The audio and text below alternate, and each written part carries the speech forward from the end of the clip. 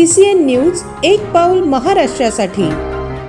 लातूर जिल्ह्यातून बुलढाणा जिल्ह्यातील संत नगरी सैलानी येथे दर्शनासाठी निघालेल्या भाविकांचे वाहन मेहकर जवळ पलटी होऊन अपघात घडला।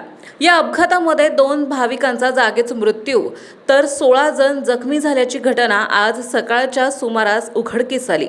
घटनेची माहिती मिळताच नागरिकांच्या मदतीने जखमींना मेहकरच्या ग्रामीण रुग्णालयामध्ये हलवण्यात आले। त्या ठिकाणी प्राथमिक उपचारानंतर गंभीर जखमी असलेल्या रुग्णांना छत्रपती संभाजीनगर येथे हलवण्यात आल्याची माहिती वैद्यकीय अधिकाऱ्यांनी दिली आहे।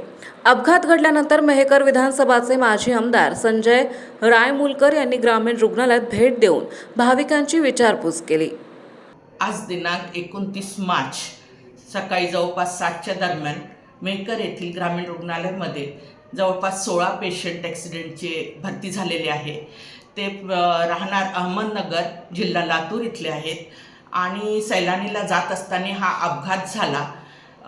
त्यात 16 पेशंटमध्ये 2 पेशंट ब्रॉड डेथ आहे आणि बाकी पेशंटवर उपचार सुरू आहे। त्यात काही गंभीर स्वरूपी आजारी आहे, त्यांना 2-3 पेशंटला रेफर करण्यात येत आले।